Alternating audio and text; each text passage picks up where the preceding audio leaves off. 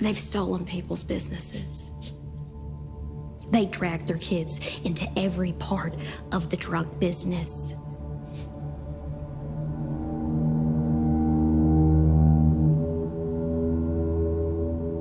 They've had people killed. Do you honestly believe every story they've ever told you? Do you really think everything you do is to protect your family? Are you really that fucking shut down? Welcome to the Ozark Podcast. I'm one of your hosts, Jamie G. Esquire the Fifth. No, I cannot defend you in a court of law. I'm here with my other co-host, Magnum Mills, and we're going to break down the final episodes of the hit Netflix series, Ozark. Mills, introduce yourself to these beautiful people and tell them what we're covering right here, right now, on this episode of the Ozark Podcast.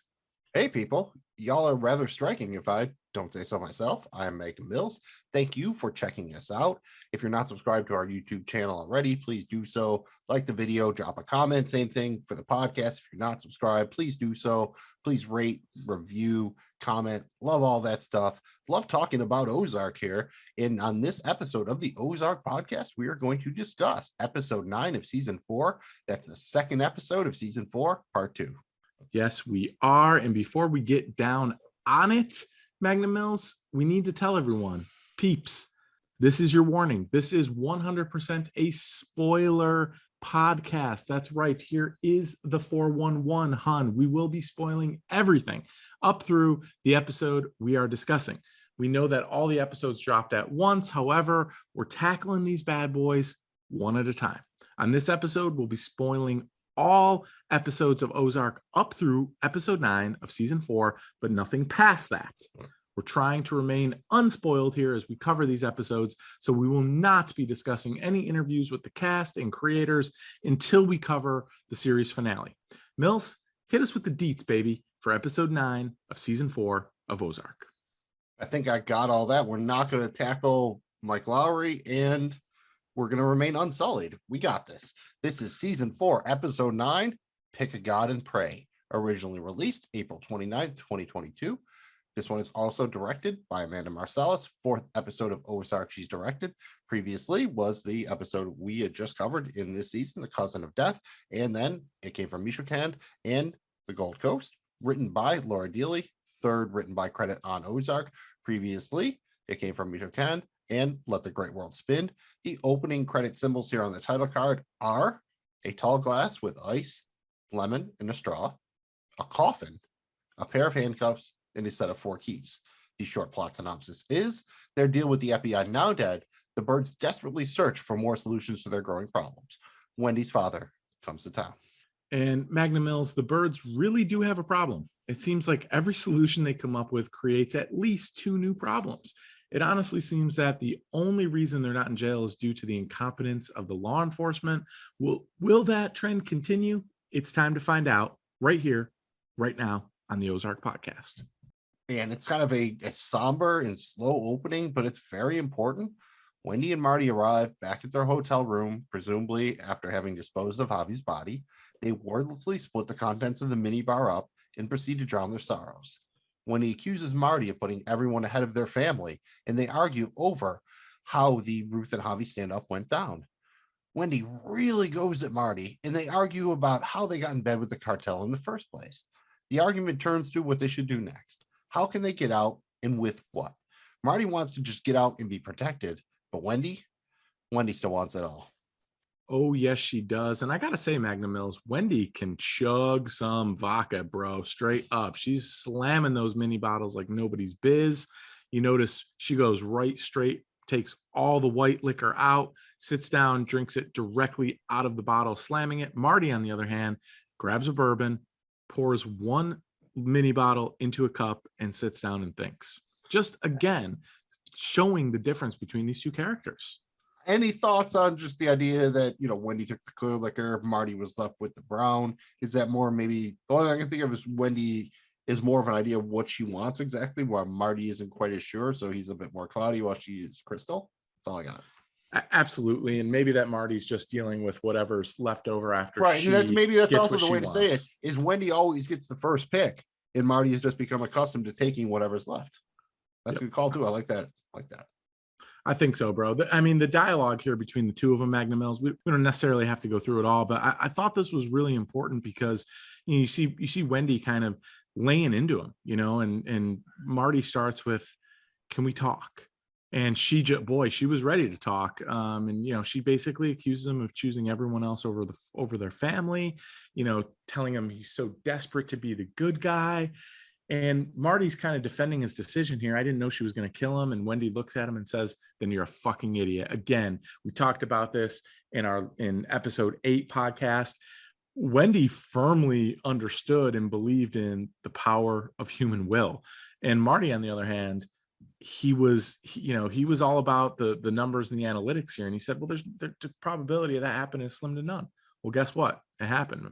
Absolutely. I like how you brought that back to the previous episode. That's definitely a reference there.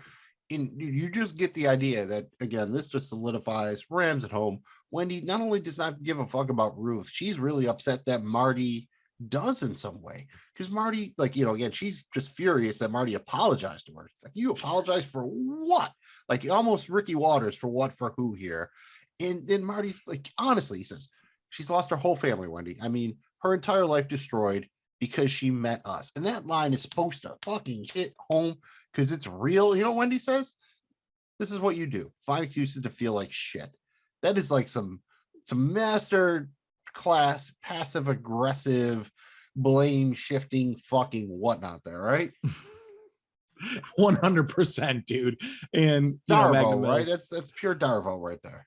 Yes. And you are not a psychologist, but boy, oh boy, you're breaking it down here like you were. I mean, you're 100% spot on there. And Marty just looks and, lets out a sigh and he just says, "I'm just sick of having blood on my hands, Wendy. Doesn't it bother you?" I mean, honestly, and you really feel this. And this is kind of a theme throughout, what we saw last episode on episode 8. We talked about it on the podcast in episode 8. Marty really started to kind of be a human here throughout the, episode 8 and 9 here. And it's they're kind of leaning into it again here with Wendy, and Wendy is just full steam ahead, Wendy. And she is not feeling those type of feelings that I think Marty's feeling. Yeah. And Marty, again, just basically expresses what even Omar pointed out, that Wendy, he admired her because of her ambition. She wants it all. And that's really the deal here. Marty just wants out. As long as they can be out and leave a reasonably safe life, he'll deal with everything else from there. Wendy wants it all. She wants the foundation. She wants the power. She wants to be involved in the political game. And I mean, I thought it was kind of grimy too, because we saw this. Again, it's one thing I liked Ozark for in their first season, is that Marty went right to Wendy with what the situation was and they made the decision together. Here she's like, makes it play like, "Oh, you were a good salesman." And Marty's like, "You were in on this from Jump Street, and now you're trying to pass the buck here." And I feel less and less sympathy for Wendy Bird and more for Marty. I don't know if it's deliberate, but it does seem that he at least has some sort of moral compass or a code. And Wendy is just legitimately Ruth accuses Marty in the previous episode of having no emotions. It's really Wendy, right? She has anger, but she has no empathy. She has no empathy. She has no heart. I think it's the better way to put it. And this was telling, and we'll move on after this, Magnum Mills, but I thought this was really telling where, to your point, Marty's asking her, how much is enough? And Wendy basically comes out and said, "We had it 5 hours ago. We had it. You threw it away. We were clean. We were out." Marty says, "We can still get out." She says, "With what?" And he says, "Our lives." And he's kind of being the realist here and saying, look, we have to give something up. Chicago politics, we can't have it all. That's not acceptable to Wendy Bird at all, because she looks at him and she says, "I'm not falling on my sword because you fucked up, Marty." I mean, this was a really pivotal point in this episode, in this opening scene here for me, was that dynamic between the two. Marty's trying to be realistic. Wendy's not having any of that whatsoever.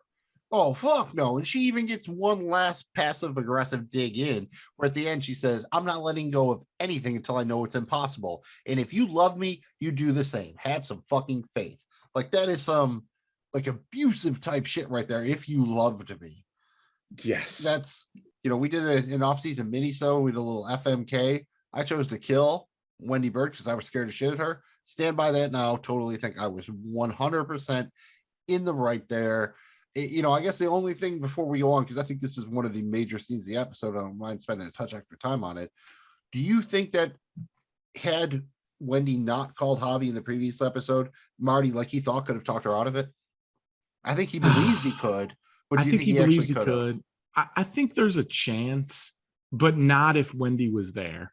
I think if it was solo Marty and Ruth, just without anyone else, and Wendy's not there, I think there's a chance. With Wendy there, I don't think there's a chance in hell. Good call, because she wouldn't kill Marty if it was just the two, and he probably could have filibustered into daylight. But with anybody else there, yeah, because I mean, we feel pretty clear that she would willingly murder Wendy. I wonder if Marty has picked up on that. Yeah, we'll see. And well, she has what gave it away, Magnum Mills, the daydream about walking up on her and shooting her in front of the new fancy house she wants to buy. I think it's that barrier is in that pool that's in the middle of the circular driveway, I guess. And while she's watching from the roof, let's do it all, and because you want to give it all to Ruth here still. You know what? We're all still Team Ruth. I feel very solidly. So after that scene, we get the title card, go back to the Langmore home. 3 is asleep on the couch. He hears Ruth pull in, gets up, and he asks her if she did it and if she's okay. Ruth doesn't answer. She just says she's okay. Ruth goes, lays down in her bed, and after a moment, we cut away. Again, nothing really, pretty straightforward here. I think just following up on the conversation that they had in the previous episode and whatnot. Yeah, and while Ruth doesn't admit it, Magnum Mills, she definitely gives kind of like a look down and a nod, and 3 knows the deal. He knows, 3 yeah. knows I thought that's, again, a good job putting the subtext into text there, because I just assumed people watching that, he knew by looking at her, he knows her well enough. He knew that, yeah, she did it. She did it. After that, Magnum Mills, we see Wendy arrive at the Shaw offices early in the morning. Connor meets her and informs her that Claire isn't in the office today. Wendy says that she just wants to make sure that she's okay, and she's not answering her calls. She tells Connor to make sure that she knows that the birds can still get her what she needs. Connor looks at her and tells her, go home. Yeah, I mean, pretty simple here. I like the exchange where Wendy's like, she's doing her little innocent thing, like, oh, is she okay? She's not answering my calls. And Connor's like, yeah, what exactly did you expect? But I'm just saying, after you made her help clean up the dead body last night. We saw a little bit of this when Javi was killed, where Claire's sitting there in shock, and Wendy and Marty, Wendy and Marty are just so calmly, immediately spritzing blood and cleaning up and wiping things down, and that's not their first rodeo. And here we are, first thing the next morning. What's Wendy care about? Her foundation and making sure the endowment still comes. And not that, Claire just literally had to watch a cartel member get shot to death by some freaking crazy woman that she's never met before. Yeah, I mean, put yourself in Claire's shoes. She's dealing with Javi being a controlling psychopath, wanting something impossible with equity, out to dinner with the birds, trying to figure out a way through this. And in comes Ruth Langmore and goes full-blown Ruth Langmore in front of her. I mean, tough pill to swallow here. Wendy, completely clueless, doesn't have any self-awareness to even understand that may be a thing going on in Claire. That was my biggest takeaway on this one, Magnum Mills.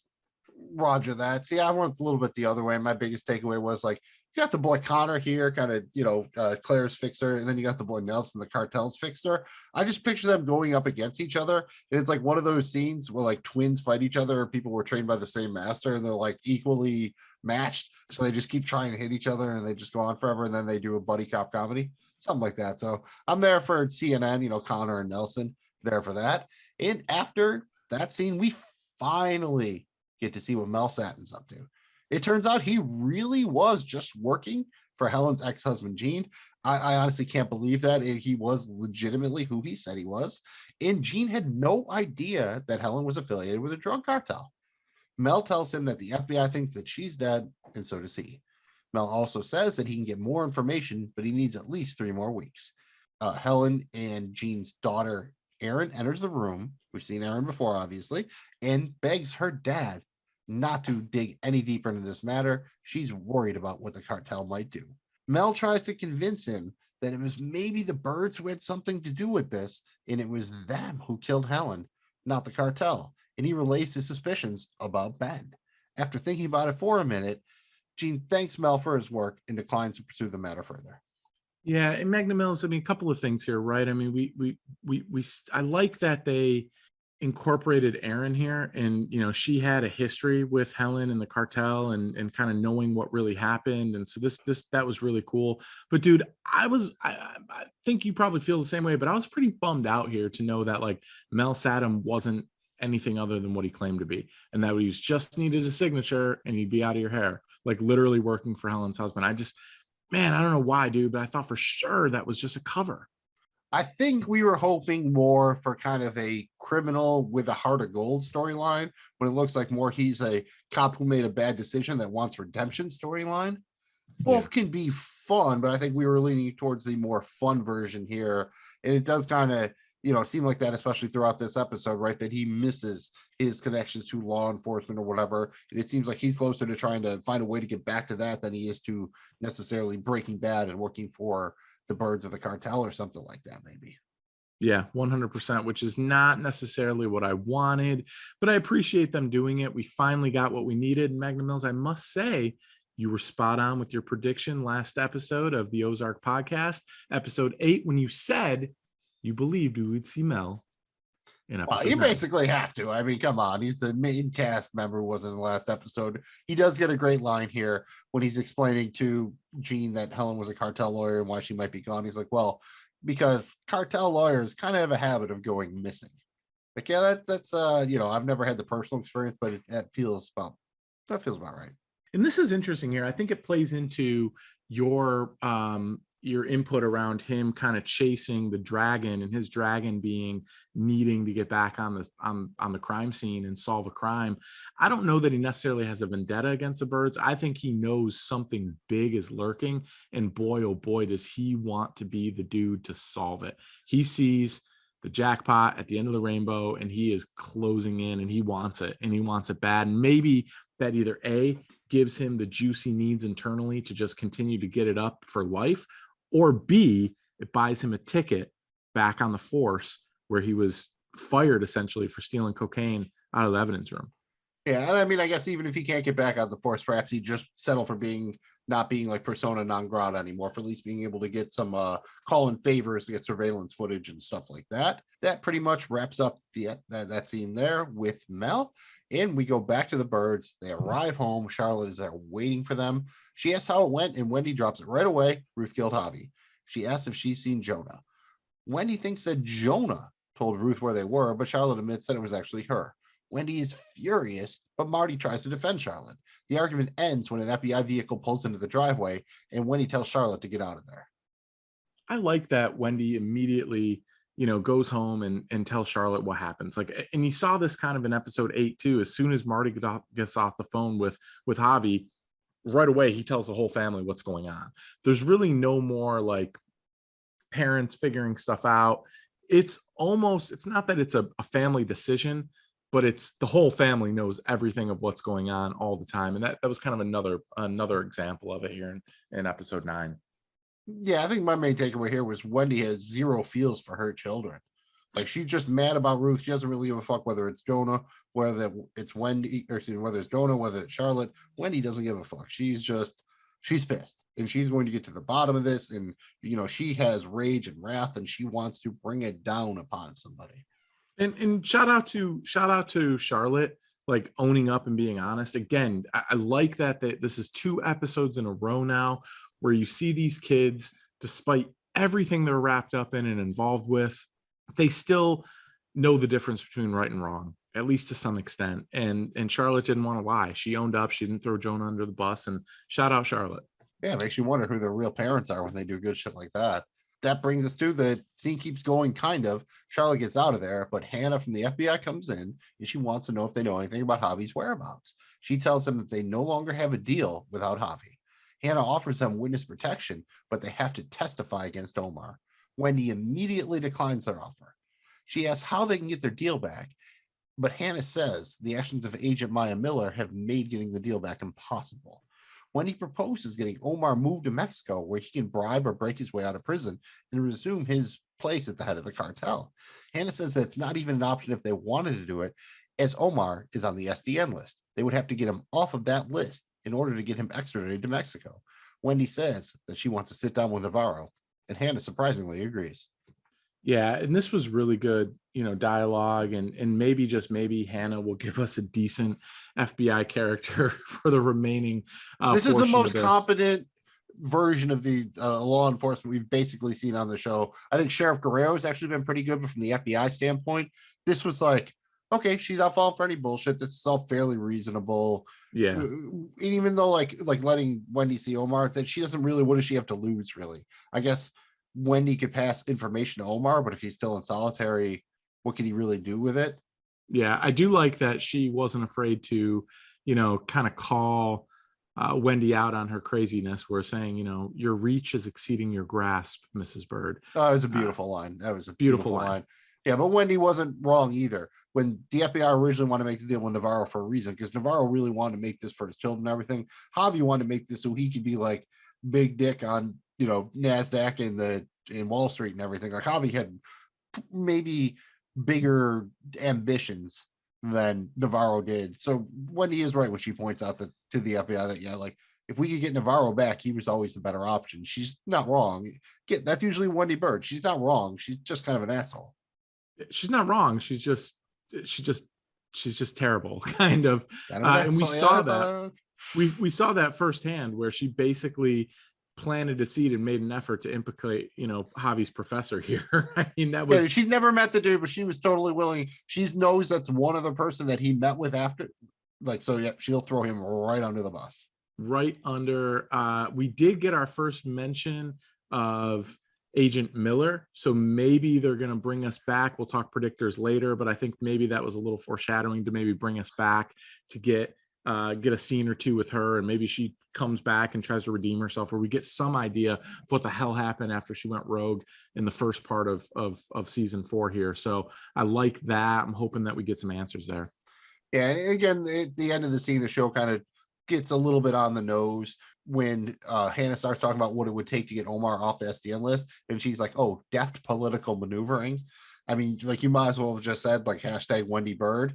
And then Wendy asks, all right, what do you need to see? What would prove that Omar is still in charge of the cartel? And it's like, oh, money, we need the seizures to continue. So this is very, very on brand, well, for what they've done and thematically for the show, that of course money rules everything around me, that cash rules everything around me. And ultimately, at the end of the day, that's really what matters, right? That could be the overarching theme of the entire series.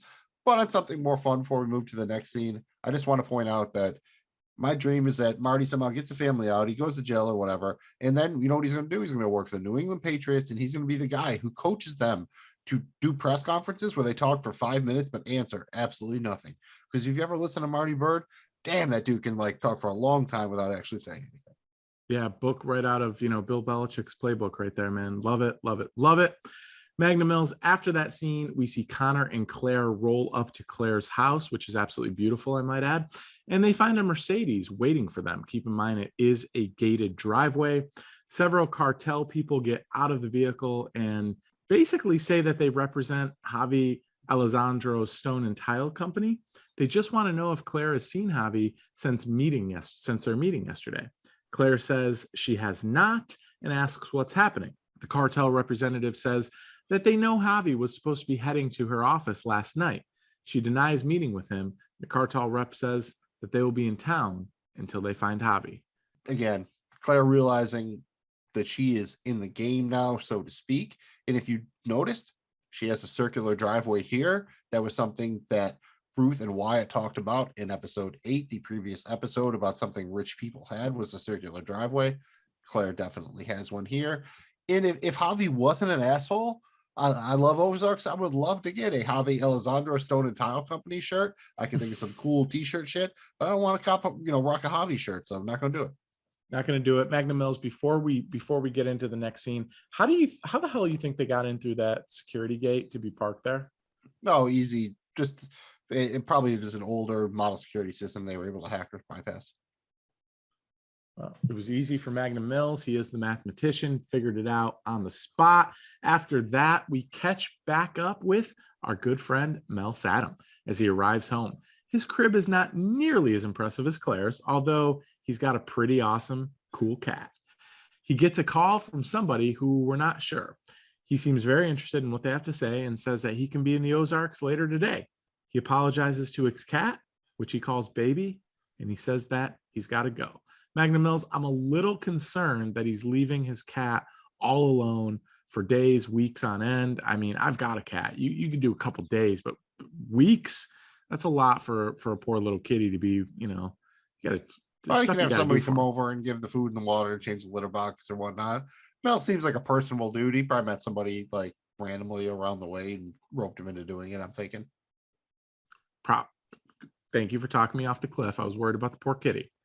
Yeah, he's cool. He's a cat guy. He seems like an experienced cat guy. I don't get a lot of him on TV, but he is one. And, Mel's crib was, I guess, like proper. It seemed like a 1-2 bedroom apartment kind of deal or something like that. It was fine. It wasn't like the fake joints people used to, rent for MTV cribs, but it was, I don't know. Fuck it. I'd still rather live at Redman's real crib that he took him to on cribs. Still the realest cribs to ever be on cribs, Redman. Yeah. Yeah, the dollar box. Yeah, the doorbell where you touch the wires together. That's really real. That was real. I think the second there was ludicrous because in his fridge was nothing but Coronas and fried chicken. Pretty damn awesome. Magnum Mills, who did you think was on the phone the first time that you watched this when Mel gets that phone call? I honestly I couldn't come up with a good one enough, and then we found out who it is soon enough. I was just basically thinking, honestly, that was probably Gene again. That was my only thought, is that he, maybe that's what the show was trying to make his thing too, but he was the guy we'd seen with him. So I figured, like, for some reason, he's like, all right, he shrugged Aaron off and he's like, all right, I want to know what the deal is. I need some closure here. Yeah. The only thing I didn't really know, I just thought that maybe there was some new information that came to light, and that was basically the only thing I could get out of that. Yeah, that sounds about right to me. And I think that wraps that up. So after that scene, we go back to the Langmore place and we see Charles Ann roll up, and there's baby Zeke. She had been babysitting him, but after seeing the news reports, she figured out who Zeke is, that she is the child of Darlene and Wyatt, and she cannot be found with a missing child at her home. Ruth thanks her for watching Zeke, and Charles Ann looks at her and says she'll survive. Ruth gets Zeke out of the back seat, and Charles Ann takes off. And again, I think pretty straightforward here. You get that, the one quote from Charles Ann, "You'll survive. We do," indicating that, she has also been through some tough times, and nobody wants to be caught with a missing kid. That's really, really, really, really, really, really bad. So shout out Charles Ann, doing the right thing. And this catches us back up because we did not see what happened to Zeke in episode 8. I think that was the one scene that probably got left on the cutting room floor or something like that. So good to see where he was and that he's okay. Yeah, absolutely. After that, Magnum Mills, Ruth puts Zeke in his car seat in the back of the truck, and we see the gun still on the passenger seat. Ruth grabs the gun and tosses it in the lake. She then brings Zeke to the sheriff's office, and she begs them not to let Wendy Bird get a hold of him because he deserves a good family. Ruth lies about where she went. After she reported finding the bodies, she dodges the sheriff's questions and refuses to cooperate. The sheriff warns her not to keep Darlene's business going, and Ruth says that she doesn't have to worry about her. Yeah, like you said, Ruth only cares about one thing, says one true thing here: do not let Wendy Bird get a hold of him. He deserves a good family, emphasis on the good. Yeah. I mean, and I don't know, Magnum Mills, that Ruth really had any intention of keeping Darlene's business going. I mean, she's got that safe full of cash. I mean, I don't know that was on her mind. When it was, when it was mentioned down and she considered it. Yeah. And I don't know that I'm thrilled where she threw that gun just literally in her front yard. No, let's just say when Frank Jr. said dispose of the gun after, I don't think he meant in the lake next to your house. And I love Ruth Langmore, but I don't know that she's got that kind of arm on her. So I'm betting that gun made it all of about, because she wasn't even at the shoreline when she threw that. That joint is probably like 5 to 8 feet into the water. Yeah. She did not get that deep enough. Considering she crossed a state or two to go to Chicago and back, you would like to think that she would have gotten rid of number of other places that would be far more appropriate to dump a weapon than the lake next to your house. Just saying. And really, the last thing here is just that it's kind of surprising that Ruth didn't really have more of a better story figured out before she went in there to turn Zeke in. Like she was just kind of like, yeah, I just was like out doing shit by myself or whatever and whatnot. And I don't know. You just thought Ruth's pretty smart. I know she's going through some shit, but you would have thought she would come up with something just a touch better. She was just clearing her head, y'all. I mean, that's Ruth Langmore.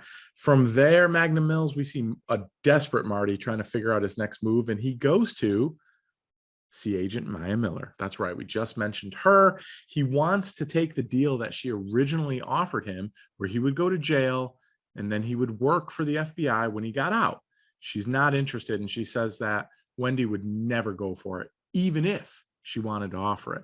She has no interest in helping the birds in any way, and she tells Marty, get out of my office. To me, Magnum Mills, this feels a little personal. I don't know if maybe she's pissed about the whole Omar thing. I mean, Marty does bring it up, and she kind of changes her tone immediately. So there's a chance that that's still in play here. But you know, there feels like a little bit of bad blood between Agent Miller and Marty Bird. I will say that Marty also really didn't have a good negotiation skill set here. There was no way he was selling that deal. It's so funny because we see at the beginning of the episode, Wendy is basically telling him he was a good salesman when she agreed to go in bed with the cartel. Well, I can tell you from this scene, Marty is not a good salesman because he really struggled to try to get this deal. No way that she was going to take this. He had zero chance, and we saw that come to fruition. From there, Magnum Mills, we head to a federal prison, and it's time for the big meeting between Omar and Wendy. A guard fetches Omar from solitary confinement where he's being held, and he's brought to Wendy. She tells him that Javi has disappeared and that the FBI thinks that he was killed. Omar asks who did it, and Wendy claims not to know. She tries to pitch Omar on the deal, but he says he'd kill her if he wasn't chained up right now. Omar says that he is going to have the entire Bird family killed, including their 2 children. Wendy tries to reason with him, but he reiterates he's going to kill her, screaming, "Fuck you and fuck the FBI." He goes for the double whammy when he says, you and your piece of shit husband and your pathetic kids are all dead. Like, man, you can understand the piece of shit husband, but the pathetic kids, Omar, like, kind of his whole thing was you were a little bit sympathetic because he wanted to get his kids out and shit. And here he is, like, so just how furious. I think that's what they're trying to just illustrate is just how fucking set he is on Wendy Bird right now. In Magnum Mills, in the last time we saw Omar, he literally was talking to Wendy and he said, you didn't have to send your kids hiding with a gun. I would never hurt your children. You know that. He is really pissed off here, cussing in Spanish. I mean, this is a great scene when he had rage and intensity that was on the level of Barry. I mean, he was very cool. Shout out Barry Podcast. You should check that out. We talk all about the rage of Barry, but we're talking Ozark here. This is the Ozark Podcast, so I will stay on task. I loved this scene between Wendy and Omar. Yeah, this was one that was right up there for my favorite of the episode. And you do, figure out that Omar is legitimately in solitary confinement. He's not getting any information in. No information is going out. So they've got that advantage there, which is why I think Wendy is willing to run the bluff that she runs. Because she's like, oh, yeah, you're like, I meet with you. I'm in control. Like, she's not really in control. Hannah just happened to let her meet with Omar because they had nothing to lose. She doesn't really have any hand.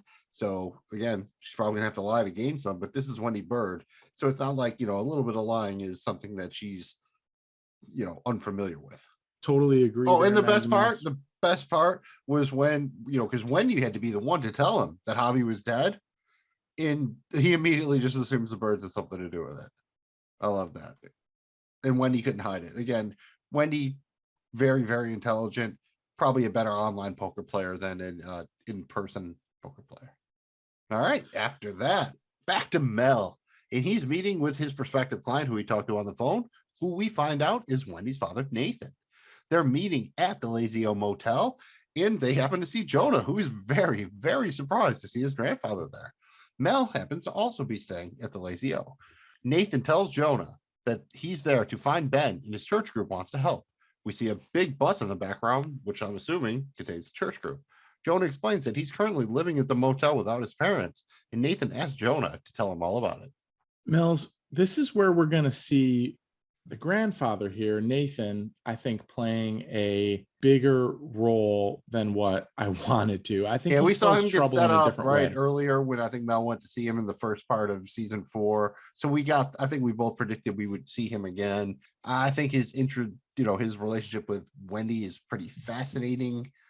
But yeah, here it's kind of like, and imagine like you're kind of like Jonah there or whatever. And imagine if you're him, how weird is that? He randomly shows up at this motel to meet with a private eye.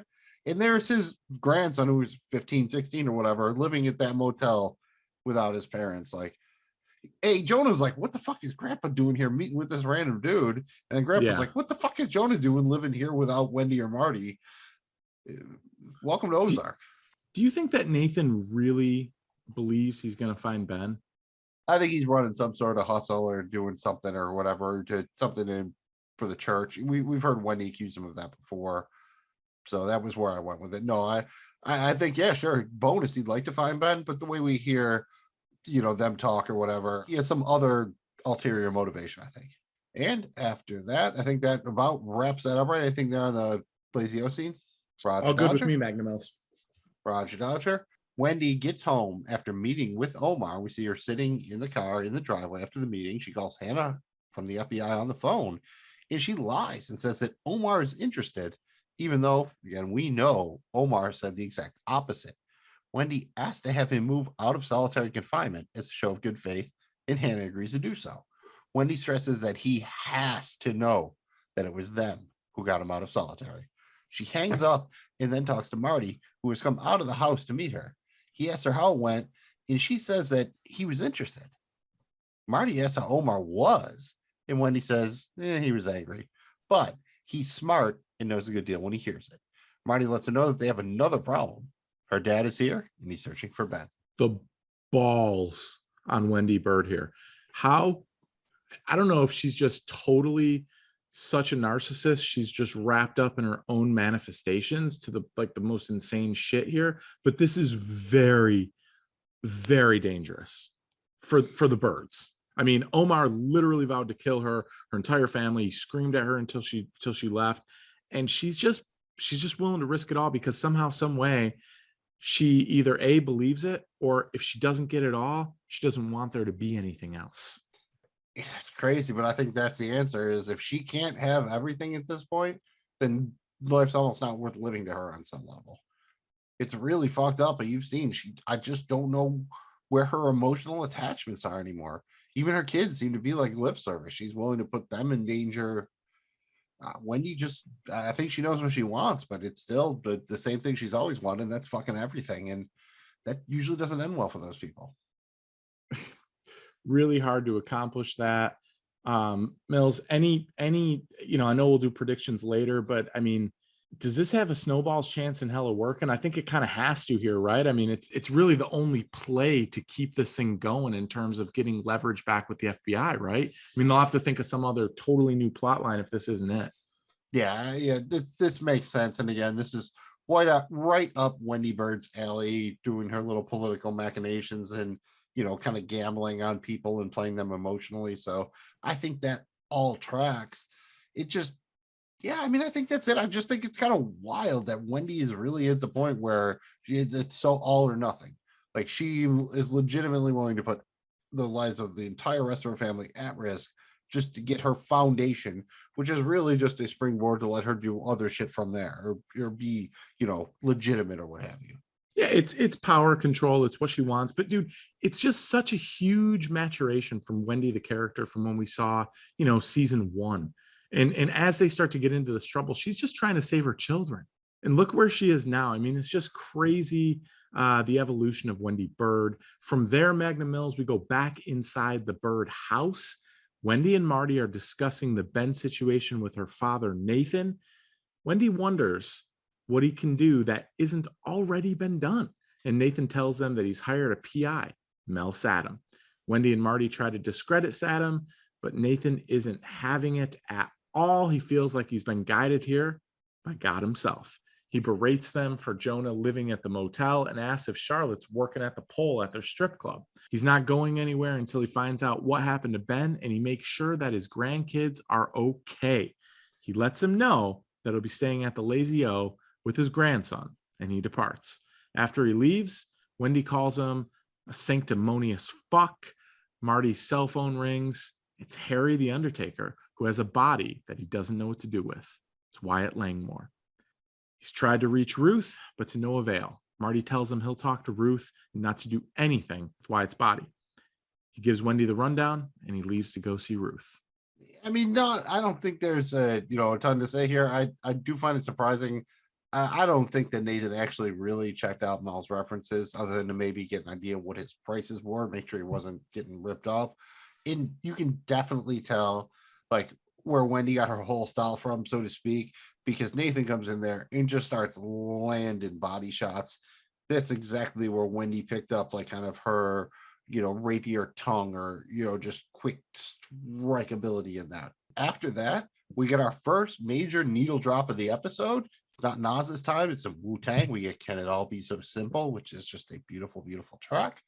Marty pulls up at the Langmore place. Ruth is sitting outside drinking a beer. Marty approaches her and tells her about Wyatt's body. He asks her what she wants or what Wyatt might have wanted. Ruth asks if he thinks that an 18-year-old had a plan for that. Marty really doesn't know what to say, but Ruth isn't helping at all. Marty follows Ruth to her door and offers to make the decisions for her. After a long pause, Ruth says, okay, and goes inside. And I think Magnum Mills, for me, this, again, kind of a running theme here for these first, 2 episodes of this back half of season 4 and episode 8 and episode 9. And I touched on this in episode 8, Ozark podcast. And I'm going to retouch it right here, right now, buddy. And that is the human element of Marty. It's really prevalent for me in a lot of the scenes that Marty's in. And I think that for the first time in a long time, Ruth kind of let down her guard here a little bit and just agrees to kind of trust Marty to do the right thing with Wyatt. I don't think she could handle it. I don't think she wanted to. And I got to credit Marty here for really just working through all that sadness and terrible, situation that this is, and making this easy for Ruth. And Ruth, paused, and she said, okay, with a kindness and a sense of gratitude, at least for me. And I think this is the first time in a long time she's been able to kind of trust Marty. And again, no way, shape, form this happens if Marty rolls over there with Wendy. Yeah, 100% agree on that.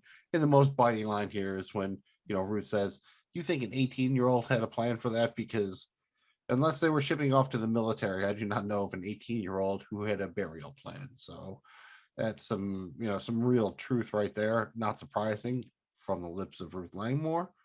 After that, we go back to the birdhouse. Wendy stops preparing dinner to call Claire again. She leaves yet another voicemail, this time threatening to badmouth Shaw Medical for not making good on their promises. Marty overhears her and asks if it's a good idea to pressure Claire right now. Wendy is confident that she'll make it happen. Marty asks her if she's called Rattledorf. She has, but he's not picking up either. Charlotte isn't staying for dinner. She's going out with Grandpa and his girlfriend.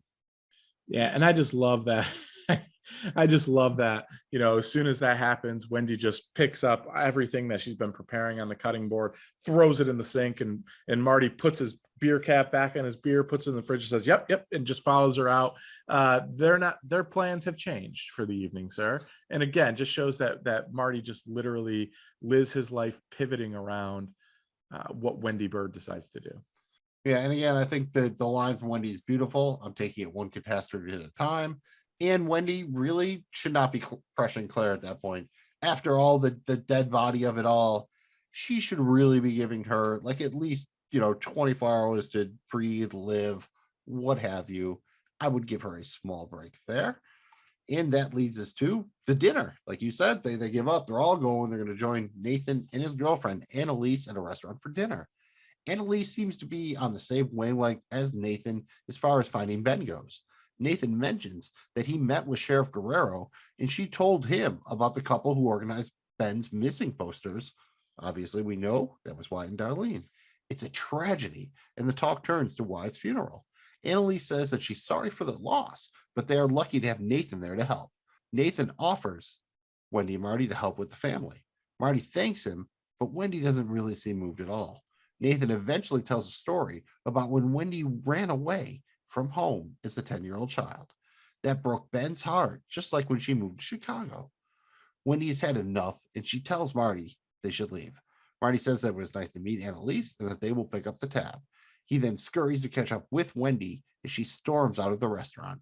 As they leave, Nathan comments how Ben was the most stable of his children. Yeah, and man, again, we're in for a 12 match, blow battle here between Nathan and Wendy, because literally every time they're going to be on screen together, it is going to be shots fired, my dude. I mean, this, he starts off with, that was Wendy, grass was always greener, even back then, right? I mean, he just super guilt trip, just massive passive aggressive play by Nathan. Totally see how Wendy kind of gets her style and her ability to communicate and attack, but do it in a passive aggressive way with a smile. It's just kind of a chip off the old block here. But yeah, you almost feel bad for Wendy. I have a feeling that Nathan maybe wasn't the best of parent. Yeah, I think this is one of those cases where it's like the sins of the parent are revisited upon the child.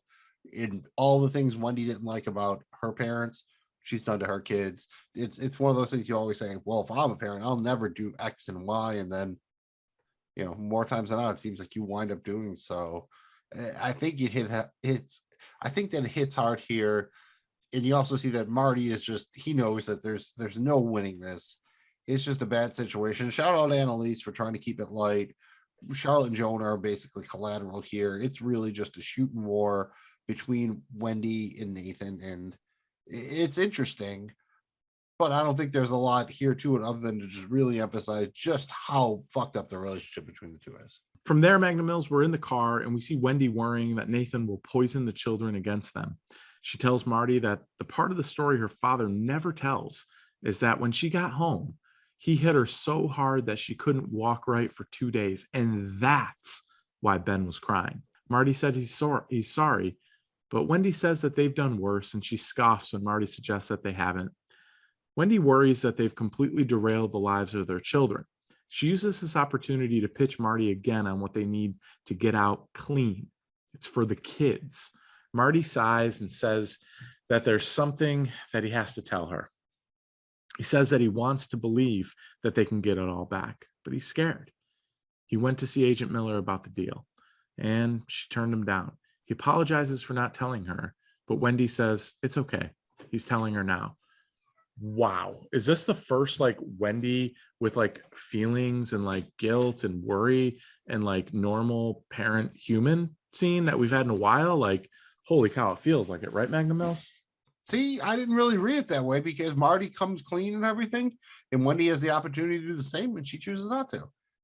She could have been at that point oh yeah, that doesn't get the bomb dropped on Marty at the end of the episode, where she's like, oh yeah, Navarro threatened to kill us all or whatever. Nope, she keeps her mouth shut. No, she does her Wendy thing, and she continues to have the hand in the relationship and keep Marty being subservient. Agree with that, but this was the first time in a while that she kind of felt sorry for herself in terms of what she went through when she was a kid with her father, that Ben was crying because he loved her, and that, that she feels guilt over what they've done to their children. Now, she does, in typical Wendy fashion, find a way to use that to manipulate and gain hand against Marty in terms of getting what she wants and getting him on board. But she did feel remorse there, at least for a little bit, in my opinion, Magnum Mills. You're right. She does say that when, she says that she's completely, they've completely derailed their children's lives.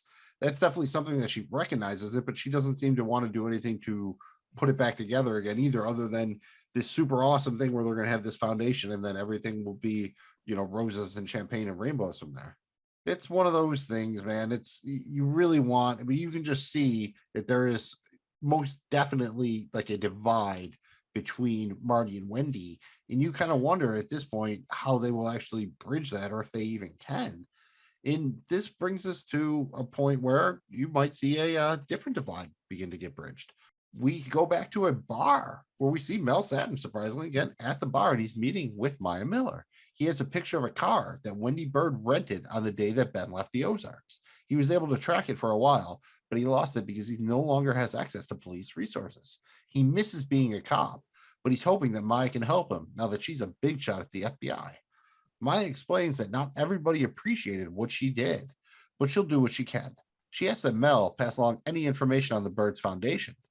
Mel tries to make a friendly wager with Maya, And she asks if he's flirting with her. Mel replies, yes, and that's how he's doing. Maya says terribly. Mel doesn't believe her, and he thinks that he's killing it. Maya does chuckle a little bit at this.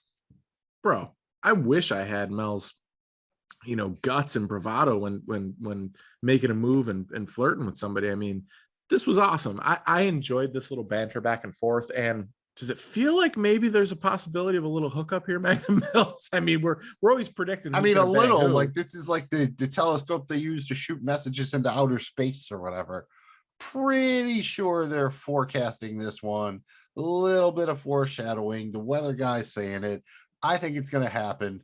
Yeah, dude. I mean, in Agent Miller, man, she's a little bit, she's out of control here right now, considering she was so by the book before. Now she's kind of meeting this private eye, going to try to hook him up with some resources, maybe even considering going out to dinner with him. It seems it's a little bit different for her now. I was a little surprised that, Mel is a guy in recovery. He was doing a meeting at a bar, but I don't know, maybe he's one of those dudes who still wants to hang around to kind of soak up the old vibe. Because I bet you back in the day, Mel Sappin, fun drunk dude. I bet you he was a good old great guy to go to the bar with. Oh, he's my happy hour go-to for sure. I did like that we see the drink in his hand was the drink from the title card. We'll talk about that when we get to the symbols. I don't know about you, Magnum Mills, but this is the Mel like I've been wanting. Like this is what we wanted. This is to see. cool. Yeah, right. Like I like Mel. Yeah, I mean, just that line. When I was like, "Are you flirting with me?" I was like, "Yeah." How am I doing? Terribly. No way. I'm killing it. And just that self-confidence. I think that was, like you said, I think that's the character. That's the Mel we wanted to see this whole time. And I think it got Agent Miller's whistle a little wet here. I mean, I think she kind of laughed a little bit at the end. I think she kind of, I think she enjoyed that. Yeah, I don't want to reference Barry again, but it does remind me of a little bit of the Gene and Janice romance. So kind of came out of nowhere, but you bought it. Could happen. And we go back to the jail where we see Omar get moved out of solitary confinement back into Gen Pop. Once he's there, Omar says that he has to make a phone call. Next, we see Omar's going into the meeting room, and who is there but his priest, Father Benitez. Yeah, and I'm assuming that he called his priest to be there. I mean, who else would he would have called him and Nelson, or Nelson probably, I guess, right? Yeah. Assuming he, Avi's dead now, so who else is he going to call? Yeah, and the only thing is, it looked like, as he realized that he was going, what was happening, it realized like maybe he was, you could kind of see the wheels kind of going, and maybe he was thinking a little bit here. It looked like he had some shit on his mind as he realized what was happening. From there, Magnum Mills, now it's time for the scene that we've all been dreading. If you followed us on PBP, Peaky Blinders podcast, unfortunately we did a bunch of these, and that is a funeral scene. This was the funeral for Wyatt Langmore. Marty is surprised that Nathan is there, and Nathan is surprised that Wendy is not. Marty says that, she had to work. Ruth arrives with 3 and locks eyes with Marty for a minute before passing him without saying a word. As the preacher talks her in the final service, Ruth imagines her and Wyatt digging his grave together, dressed in her funeral attire. In her seat, Ruth is barely holding it together, but her vision of Wyatt is nothing but joyful and full of love. 3 and Ruth approach the casket to throw the first handfuls of dirt on it. 3 does so, and Ruth grabs a fistful of dirt. She clenches it tightly, but she lets it drop, and she turns and walks away, leaving the funeral with Marty watching her. We saw this one coming, and I think you get the major callback here to remember when she and Wyatt had to dig that grave together. So yeah. I think that's an interesting bit of just kind of bringing it back around here, where you see them once again digging a grave together, but this time it's Wyatt's grave in their funeral best and what have you. Just super sad, dude. There's not a lot to say here, other than just like very, very sad. A young man is dead, the family is destroyed, and it all sucks, really. Great scene, shot well and everything, don't get me wrong, but just kind of a bummer, I guess, so to speak. No other way to say it. Anything else on the funeral, Jamie G? No, I guess just the last thing is, do you think Ruth went anywhere in particular, or did she just need to get out of there? Any foreshadowing or symbolism there where she couldn't be the one to put the dirt on because she's not ready to let Wyatt go yet? What you just said, I think, basically. Yeah, I think that's how I would have read the scene and did read the scene. And then that was it. She's not ready yet. She's got to go do something else. So then we go over to the birdhouse, and Wendy's there. It looks like she just got back from the grocery store. I guess she didn't have to work after all. She's confronted by Nelson, and she begs him, not here. But we see that she's actually going to just meet with Father Benitez, who just wants to talk. He wonders how Wendy got Omar to change his mind, because that's something that he's never been able to do. Wendy says that all she did was present the facts. Father Benitez asks if she really thinks that they can get Omar out, and Wendy replies that she wants to try. Father Benitez talks about forgiveness, and Wendy realizes that he does not want Omar to get out of prison. He offers to save Wendy and her family, but Wendy says that she will save herself. He tells her that Omar expects to meet them both tomorrow, and Wendy asks if Omar knows that Father Benitez wants to keep him in jail. He replies, Omar knows that he loves him. Yeah, really interesting scene here with Wendy kind of being forced to talk about her faith or lack thereof. And her, again, I don't know if she's just turned into just such a massive narcissist that she believes she could save herself, and doesn't, for all the wrong she's done. But I thought there was kind of a lot to tell here in terms of this conversation with Father Benitez. Again, it's a pretty heavy scene. There's a lot of God stuff going on. You have Father Benitez being like, do you believe in God, Wendy? Wendy's like, it's a little early in the day for theology. And you get the impression that, I don't know, he thinks that maybe Omar is going to be his success. He actually gets a cartel member to make their peace with God. And he kind of offers that to Wendy. He's like, I can help you find a way. And Wendy says, I made my peace a long time ago. And Father Benitez says, there's no peace without contrition, confession, absolution, and penance. And that's where Wendy drops the, I don't need to be saved. I'll do that myself. Because you believe that's Wendy Bird, right? At the end of the day, she really, if somebody saved her, she wouldn't be happy. She really does want to be the one who does it, so to speak. It's got to be. She's doing it her way, dude. It's got to be her way. I will say, I'm going to give her a little credit here. And again, Laura Linney did a fantastic job here. From an acting standpoint, when she's carrying in those groceries and she looks outside and she sees Father Benito kind of creeping around, and she turns around and boom, Nelson's right there. You see the sheer panic on her face, like, oh shit, I'm dying right now. And that felt very real. And she did an outstanding job, displaying that. And, she thought she was about to get killed legitimately. And she held herself together, had an intelligent conversation that was somewhat eerie and somewhat, heavy. And she held it together until they left. And then, man, it hit her, bro. And she got a good cry, to say the least. What else can you really say there? Like, that's great acting by Laura Linney, and that's who she is. Like, she went from like, oh, don't kill me where my children will see it, to I'm going to negotiate and win this thing, to just absolutely realizing at the end how close she was to dying. Like, she had really thought like she was just going to die. And that's a crazy thing. And after that, we go to find Ruth again. It's after the funeral, at least when Ruth left, and she's just off laying in her bed. We don't know if she's been asleep or how long she's been there for. And she hears voices outside. She goes out. She finds a small group, including Charlotte, Jonah, and 3. They're all sitting around the fire, just drinking, reminiscing about Wyatt. They kind of be like, oh, Ruth, whatever. And she's like, no, just keep going, keep going. And she climbs back up on the roof and just wants to lay down and listen. And she just kind of quietly lays on her back, looks up at the stars, and listens to everyone else talk about Wyatt. More sad stuff really here, but I will say, Magnum Mills, the only thing that I think helped her, and I thought it was fitting that she was still in her dress from the funeral, and you kind of got the idea that she wasn't ready to say goodbye, and she just went right home and just laid there and slept. And when people are dealing with losing a loved one, man, it's I think probably the hardest part is saying goodbye and accepting that. I think this, in a weird way, hearing the stories of everyone else and just being able to kind of reminisce and hear how people, talked about Wyatt as she laid on that roof alone one more time, I think that helped her maybe let go. I know we said that in episode 8, maybe that last scene of her on the roof by herself, that flashback after she kills Javi, was her being able to kind of I think this was it. And as sad as this was, I found it to be really moving. Oh yeah, and I thought it was perfect. just the way, and even like I think Ruth thought it was perfect too. Like she didn't really know what to say or whatever, but all these people were sitting around the fire talking about Wyatt, so that was perfect for her.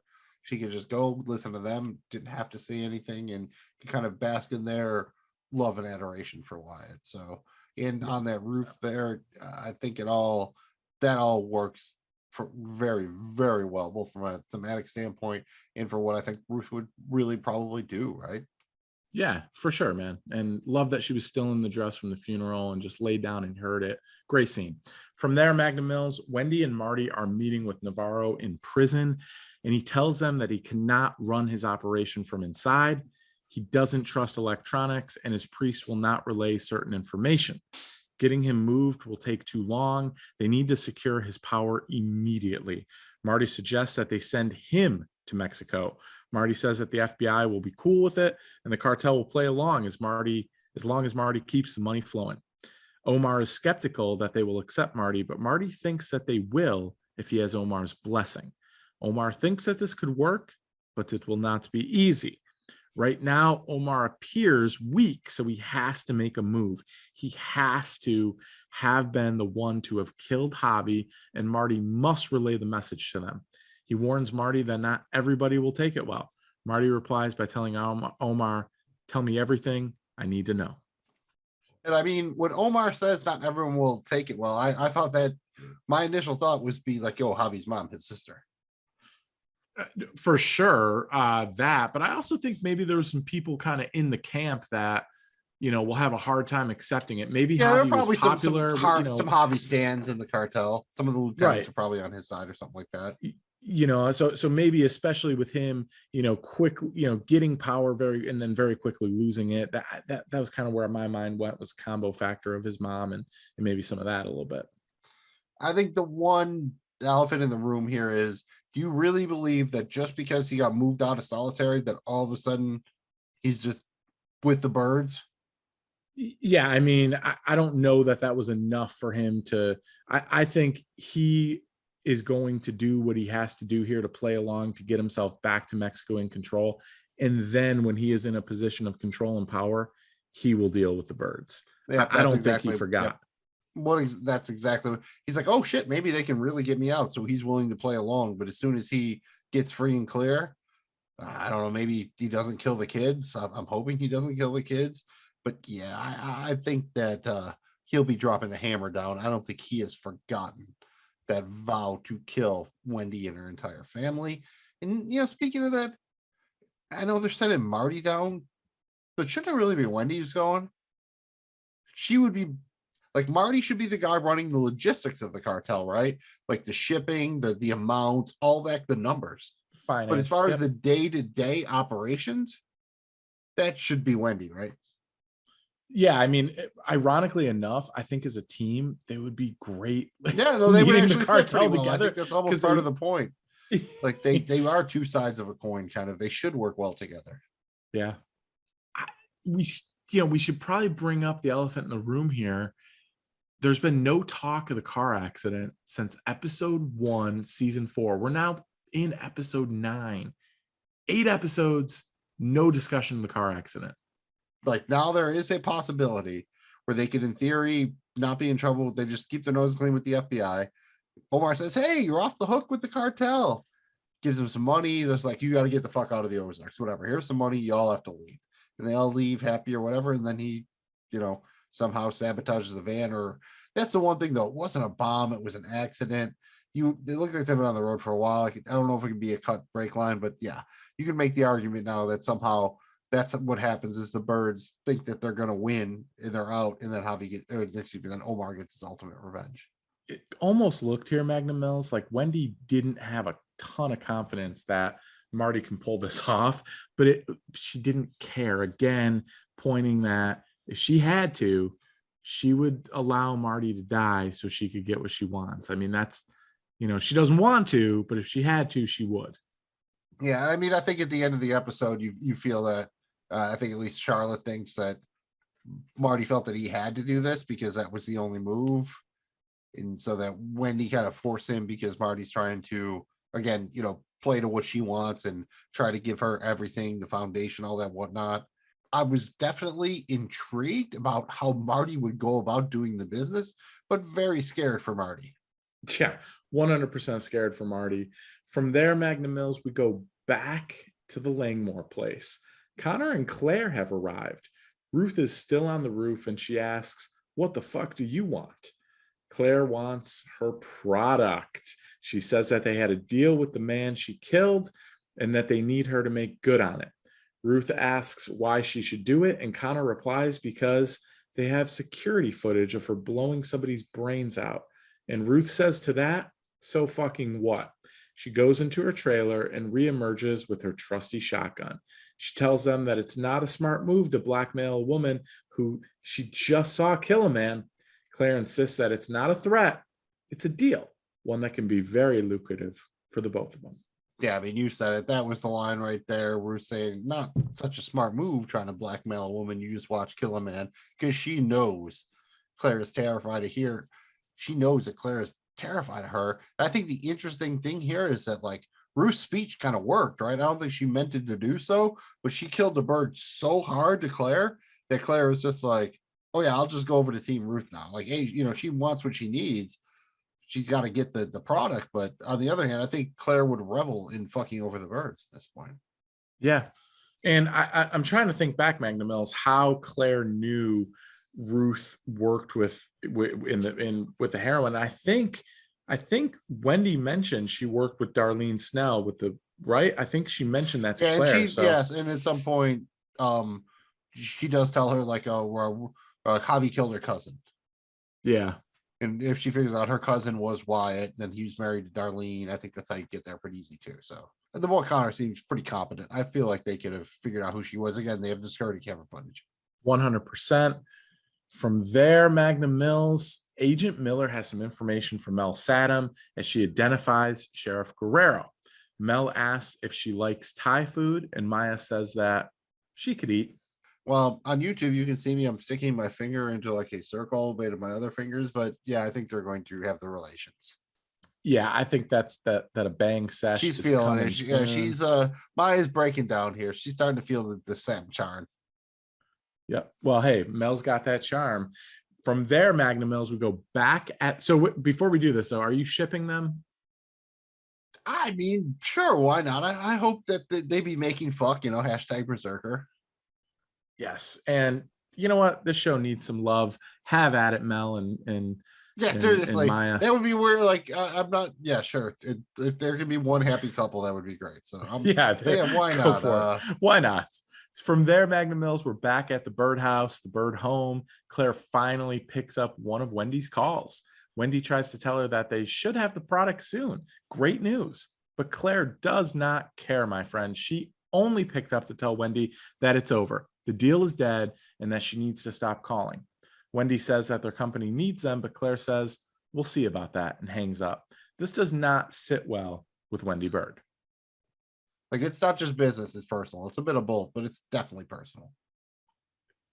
Agree with that, Magnum Mills. From there, we see Ruth enter Darlene's home through a window and retrieves a set of keys from a cabinet. She uses those keys to unlock a barn or shed on the property where she finds a bunch of packaged heroin all wrapped up, ready to go. Thoughts on this scene? I mean, it kind of told us without telling us. Ruth is in on this deal with Claire. I mean, this is one thing where it's very, very convenient that Ruth needs this. Law enforcement has been very incompetent on this show, but the idea that there was a double murder on this property and they did not bother to check like the barn, shed, whatever you want to call it. Yes. That's right fucking there. They don't find the keys that are they're just in a cabinet or a dresser right there. This is a bridge too far a little bit. Yeah. Like, they needed this to happen. It at least should have been like raw, and she had to find some way to process it and package it or something. Or hidden in an underground thing. Something like it's safe. You're telling somewhere. Me, like, they this didn't is the search backup every stash. Barn. The place was crawling with cops. They didn't search every fixture. I don't know how this would have. That's way, and it's so big. She needs a fucking U-Haul to take it away. Yeah. That's like, yeah, this one definitely at least a big didn't pickup work. truck. Like you need a lot of, one of those cargo van. You need some shit that's a lot of heroin. You see it behind me. That's, Yep. when people forget how much that shit weighs. Yeah, I mean each one of those is a pound. So I mean, or no, a kilo probably. So yeah, a lot. I don't know. I'm not in the drug trafficking game, but it weighs a lot. I get it from a plot standpoint. Magnum Mills, Ruth needed access, an instant access to heroin, ready to go to kind of make this work. But man, oh man, they really left some holes here. That kind of sucks because they've been just rolling so far, through episode 8 and through this part of episode 9. However, from there, we're once again back at the birdhouse. And this time we see Marty getting ready to depart for Mexico. Charlotte is very worried, and rightfully so. Wendy tells her not to worry. Marty is doing this for their family. Charlotte tells Wendy that he's doing it for you. Marty walks outside where Nelson is waiting for them.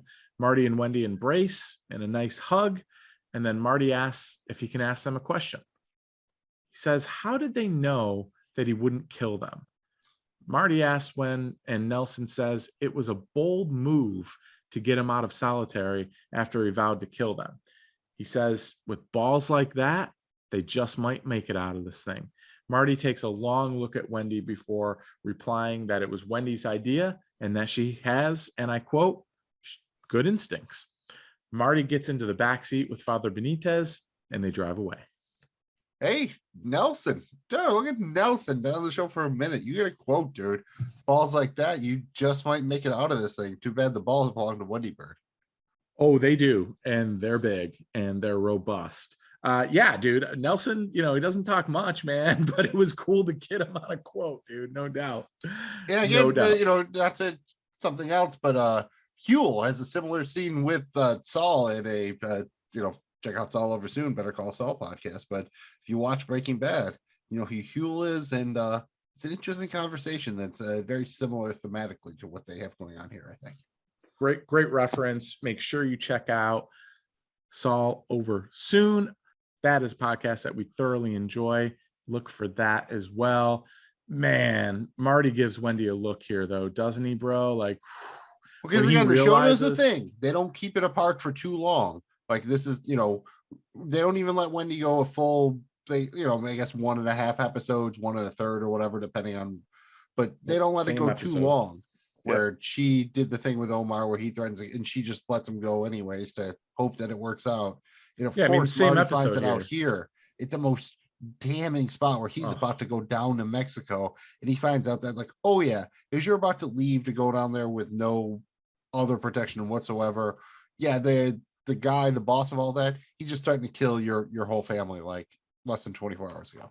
Yeah, I mean, shit, dude. Like he could be, imagine, he might have been feeling a little bit confident but nervous. Now he knows like, oh shit, I could just literally be going to be tortured and murdered. Like pretty scary shit.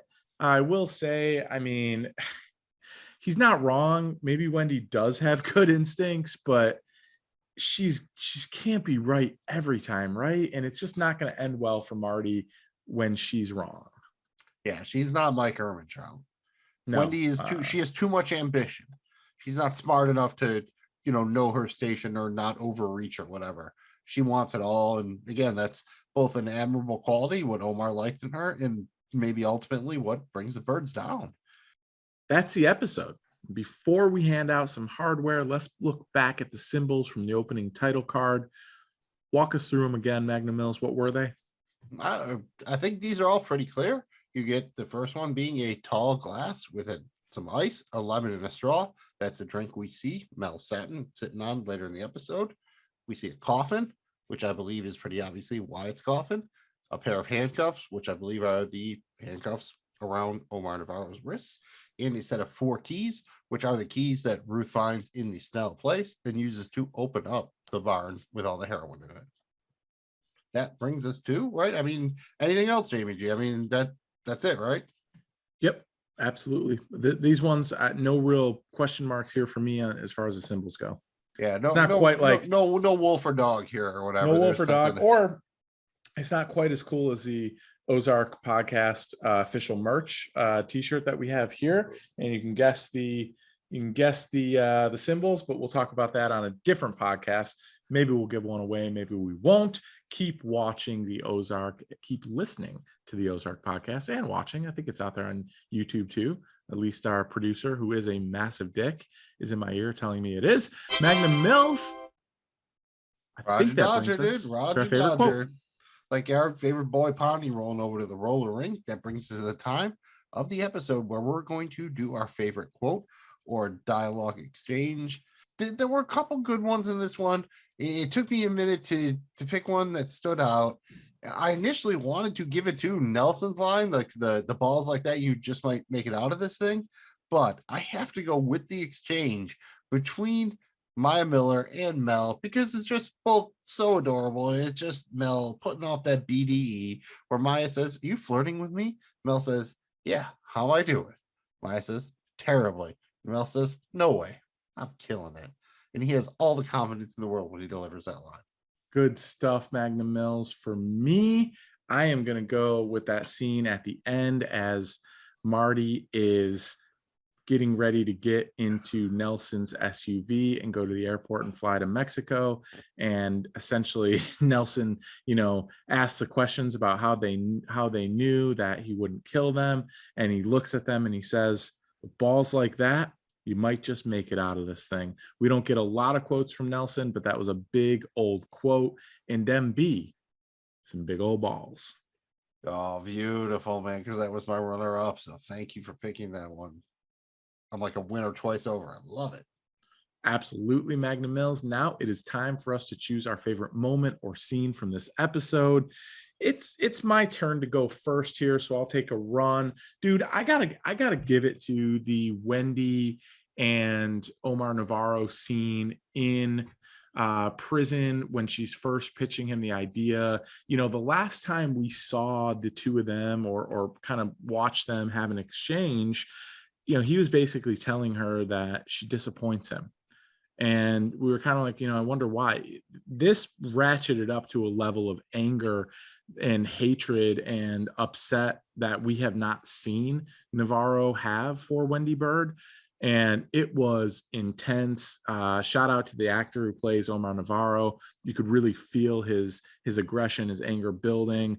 And I love when he looks at her and says, "If I wasn't handcuffed to this table, I would rip out your throat." I mean, he was full of piss and vinegar, and he was not having Wendy Bird. And you got to hand it to Wendy, man. She stayed calm, and she's like the ultimate manifester, because she just manifests this shit into reality and it happens. But very cool scene. Enjoyed it a lot.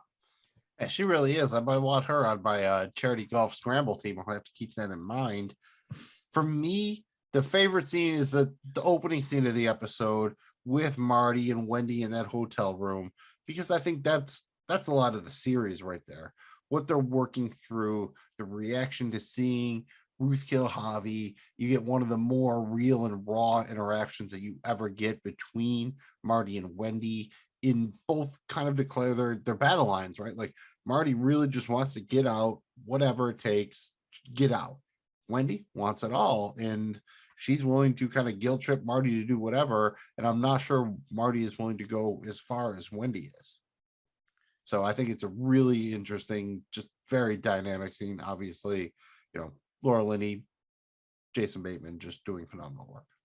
That brings us to something a little bit more fun. Hey, my buddy! Our MVP of the episode. My turn to go first here. I bounce back and forth, but after everything, think about it, Wendy kind of wins this episode, right? I don't love it. I think it's kind of close. I don't think there's one true standout, but for the most part, Wendy does the best job of dragging everybody else closer to her. It's more of a low-key episode for Ruth. I don't think there's any way you can give it to Marty. And outside of that, I don't think there's enough character with enough time otherwise. So I have to give it to Wendy Bird here. Jamie G, who's your MVP here? Yeah, hey man, that's my buddy too. I thought about Nathan here for a split second, but I had to go Wendy Bird. She's a clear-cut favorite for me, just because I don't think you can put into words what it would be like to go into that meeting with Navarro, have him literally say, "You're dead. I'm killing you and your kid," and not just say it. it hurt. He said very, just attacking words. I think he called them, pathetic kids. I mean, it was terrible to go from that to basically risk everything and just tell everyone and lie and kind of force the issue here. I don't know, man. He could have literally the balls it took to send him to Gen Pop. He could have literally made one phone call and every single Marty, their two kids, all killed, horrible deaths. I mean, to have those stones, bro, she's got to be my MVP. Wendy Bird. That's basically, she went all in. She did, like, some people, they talk about going all in without understanding. Going all in means there is no tomorrow. That's it. That's for all the scratch. Every single, like, in, there you drop your rings, your wallet, everything you have on that table. That's when you're all in. And that's what Wendy Bird is. She is all in. Magnum Mills, that brings us to the final countdown.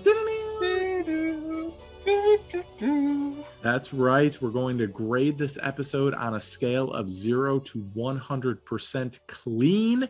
How clean is the proverbial money for this episode?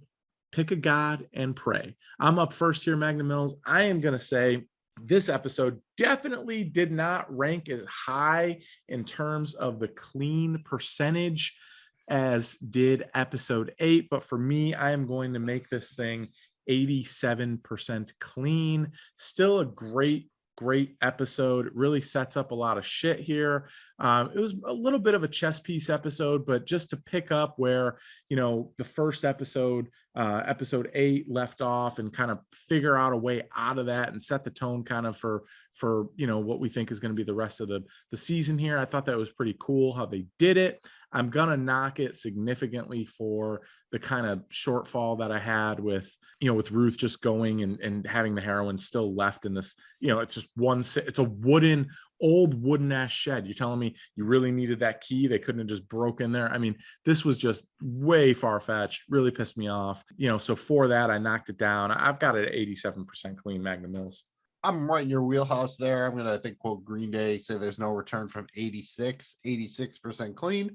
Not bad. Again, I think Ozark here, they've definitely kind of reached their mature form, so to speak. They're firing on all cylinders. So even though there are, like you said, the idea that the heroin there, this is the first time where the writers kind of have to make us take a leap to believe what's going on. And I don't know if it's quite credible or not. I'm willing to buy it because everyone on the show is doing good work. But unlike last episode where everything fit, all the puzzle pieces came together so perfectly. They're not bad here. I still like the picture they're making. They're just not as perfectly aligned as they were. I enjoyed it. I think it's setting up very interesting things going forward. But for the most part, it was also a very sad episode, which also, it makes it hard to get very excited about because it was very sad.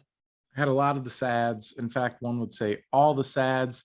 Magnum Mills, let's go through and make a little bit of let's do a couple predictions here, bro. I'll go to the easy one that you the whatnot, the hole goes through the rabbit or the ears or whatnot, and Maya Miller and Mel Satin, they get it on.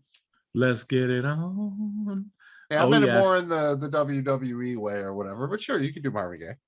Yeah, hey man, whatever. Same way, Marvin Gaye would be on the WWE if he was still alive at this point, probably, right? And yes, that does. And Michael Buffer, boat. Some weird unholy trinity. I think we're gonna see, Javi's mother certainly in the next episode. Whether or not she tries to kill Marty, I think is an interesting plot line here. I don't know that she'll do it outright. I think if she does it, maybe it'll be kind of on the sneak tip. I don't know, but I think she's gonna be involved here as we roll into episode 10. Yeah, I'm totally on Javi's mother's going to try to kill Marty when he's down there. As I said before, I think Omar is just biding his time. He's eventually going to try to kill the birds. But I also think that Wendy will wind up actually having to be the one who kills Omar to save the family. Any thoughts on that? It's one or the other now, right? I mean, I have to believe this is, a blood vendetta here. Bro, I'm going to say Wendy gets put in a bind and is forced to make some sort of move against Nathan, her father. And Mel is somehow wrapped up in this. Maybe he finds something, gives some sort of, incriminating, damning information, and Wendy's got to do something. And maybe, just maybe, Grandpa Nathan ends up at the morgue where Wendy and Marty have a history of burning bodies and getting rid of them.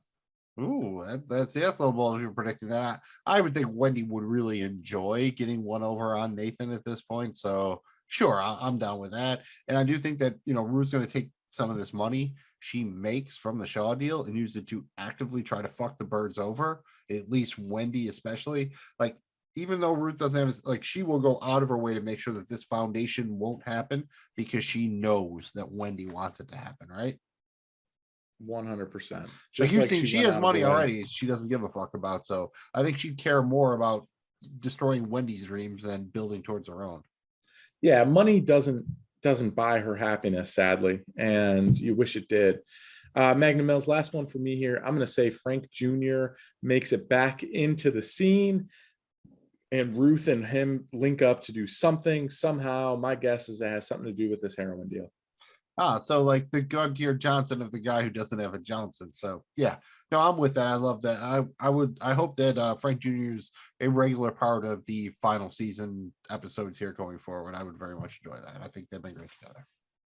This has been awesome. Thank you guys for checking out the Ozark podcast. Keep it right here for our next episode, which will be covering season 4, episode 10, titled "You're the Boss." No, not sure if Tony Danza will be appearing or not, but we'd gladly settle for Alyssa Milano. That's right. Please remember to like, subscribe, and comment. It really helps us out a ton. We appreciate it. Magnum Mills, tell these beautiful people where they can find the rest of our always free, always awesome, totally chill content. And people, I cannot tell you how excited Jamie G is because this is literally the first time in his life of speaking on cam, on mic, whatever you want to call it, where he did not confuse Alyssa Milano and Marissa Tomei. Yes. He just, again, love them both just incredible, awesome Italian women. But Jamie G very much a struggle to keep the two separated. Like, the Offspring would say you got to keep them separated because they are not the same people, in fact, but we love them both. Shout out Alyssa Milano, shout out Marissa Tomei, and shout out the Ozark Podcast, who you can find at Ozark Podcast on your favorite social media and on your favorite podcast platform. We're from the Joe Blow Football Show, who you can find at joeblowfootballshow.com and on social media at Joe Blow Show. As we've alluded to, we recently covered the 6th and final season of Peaky Blinders on PBP, a Peaky Blinders podcast, on your favorite podcast platform and on social media at Peaky Podcast. We are currently covering the 3rd season of the hit HBO series Barry on the Barry Podcast. Find us on your favorite podcast platform, on YouTube at the Barry Podcast, on social media at Barry Podcast. And we are also covering the 6th and final season of Better Call Saul on our podcast last show, Saul Over Soon. We are Saul Over Soon on your favorite podcast platform, social media, on YouTube. Finally, we continue to cover, we will never stop covering, It's Always Sunny in Philadelphia, where the night pod cometh. Same thing, YouTube, podcast platform, social media, all that, night pod cometh. This has been the Ozark Podcast. I'm Magnum Mills. He's Jamie G. Thank you again so much for checking us out. We've been presented by the Joe Blow Football Show. We will see you next time. And until then, you only need to remember 2 things. First, dirty money ain't worth a damn thing. And the bird. Bird is the word. We'll see you next time, right here on the Ozark Podcast. Bird is a word. Larry Bird, not bird, other bird than the stuff.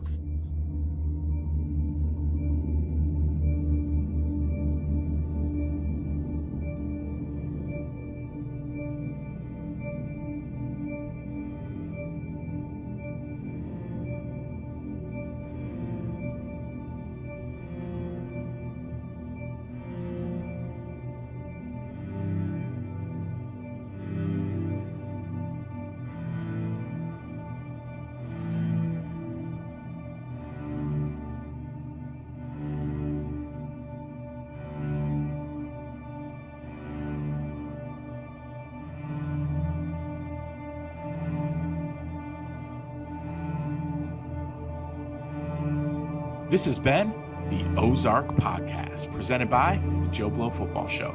We are not in any way, shape, or form affiliated with Ozark, MRC, Aggregate Films, or Netflix. This show is for entertainment purposes only. Any views or opinions expressed here are personal and do not represent those of people, institutions, or organizations who may or may not be associated with the Joe Blow Football Show. If you have any questions, please contact us at OzarkPodcast@gmail.com. That's OzarkPodcast@gmail.com. Thank you for listening. Please remember to like, subscribe, and comment.